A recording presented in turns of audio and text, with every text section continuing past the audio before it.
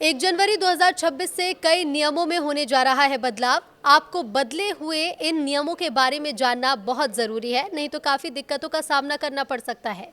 नमस्कार, न्यूज़ 18 का digital platform आप देख रहे हैं और मैं हूं रितु सिंह। नया साल 2026 लोगों के जीवन में कई अहम बदलाव लेकर आने वाला है। 1 जनवरी 2026 से कई नियमों में बदलाव होंगे, जिसका सीधा असर आपके ऊपर पड़ेगा। तो इन बदलावों में राशन कार्ड से जुड़ी ऑनलाइन सुविधा, सरकारी स्कूलों में digital attendance system, LPG gas cylinder की कीमतें और 8वें वेतन आयोग से जुड़े नियम प्रमुख हैं। साल 2025 अब अपने अंतिम पड़ाव पर है और 2026 की शुरुआत केवल नए संकल्पों के साथ ही नहीं, बल्कि हमारे दैनिक जीवन से जुड़े कई महत्वपूर्ण नियमों में बदलाव के साथ हो रही है। 1 जनवरी 2026 से बैंकिंग, सैलरी, सोशल मीडिया और किसानों से जुड़े कई नए नियम लागू होने जा रहे हैं, जो सीधे आपकी जेब और आपकी जीवन शैली यानी कि आपकी लाइफस्टाइल को प्रभावित करेंगे। सरकार का उद्देश्य इन नियमों के जरिए पारदर्शिता बढ़ाना, डिजिटल इंडिया मिशन को मजबूत करना और सरकारी सेवाओं को आम लोगों तक आसानी से पहुंचाना है। इन बदलावों से कई लोगों को राहत मिलने की बात कही जा रही है और इस कारण आपको ये जानना जरूरी है कि ये नियम क्या है और ये आपके दैनिक जीवन को कैसे प्रभावित करने का काम करेंगे। तो सबसे पहले जान लीजिए राशन कार्ड के बारे में। 1 जनवरी 2026 से राशन कार्ड के लिए ऑनलाइन आवेदन की सुविधा को और सरल किया जाएगा। अब नागरिक घर बैठे मोबाइल या कंप्यूटर के जरिए नया राशन कार्ड बनवा सकेंगे और उसमें संशोधन कर सकेंगे। इस बदलाव से ग्रामीण क्षेत्रों में रहने वाले लोगों को काफ़ी फायदा होगा। सरकारी स्कूलों में डिजिटल अटेंडेंस। तो साल 2026 से देश के कई राज्यों में सरकारी स्कूलों में डिजिटल अटेंडेंस सिस्टम को टैब की मदद से दर्ज किया जाएगा। इससे स्कूलों में शिक्षकों की नियमित उपस्थिति सुनिश्चित होगी। इस बदलाव से शिक्षा व्यवस्था में सुधार होने की बात कही जा रही है। एलपीजी गैस की कीमतें। सरकार हर महीने की शुरुआत में एलपीजी गैस की कीमतों में बदलाव करती है। इस कारण 1 जनवरी 2026 को एलपीजी गैस कीमतों में बदलाव देखने को मिल सकता है। दिसंबर के महीने में कमर्शियल सिलेंडर की कीमतों में 10 रुपए की कटौती की गई थी। इस कारण उम्मीद है कि 1 जनवरी से घरेलू गैस सिलेंडर के दाम में भी कटौती हो सकती है। 8वां वेतन आयोग।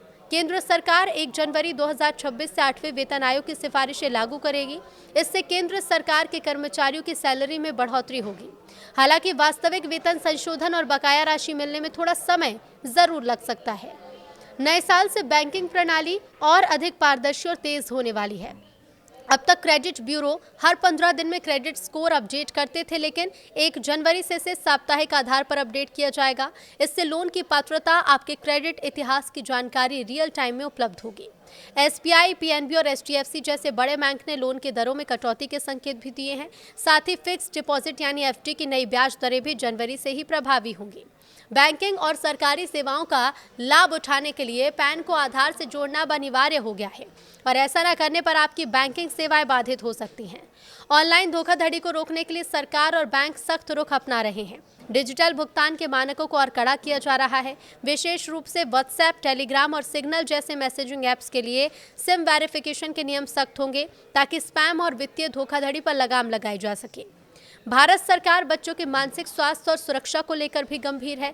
ऑस्ट्रेलिया और मलेशिया की तर्ज पर भारत में भी 16 साल से कम उम्र के बच्चों के लिए सोशल मीडिया के उपयोग पर कड़े प्रतिबंध लगाए जा सकते हैं। इसमें आयु सत्यापन और माता पिता के नियंत्रण जैसे फीचर्स शामिल होंगे। सरकारी कर्मियों के लिए नया साल बड़ी राहत लेकर आ सकता है।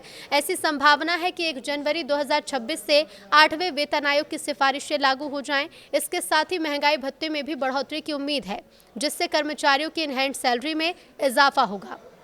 किसानों को मिलने वाली सरकारी सहायता अब और अधिक व्यवस्थित होगी। उत्तर प्रदेश जैसे राज्यों में पीएम किसान योजना का लाभ जारी रखने के लिए किसानों को अपनी विशिष्ट पहचान आईडी बनानी होगी।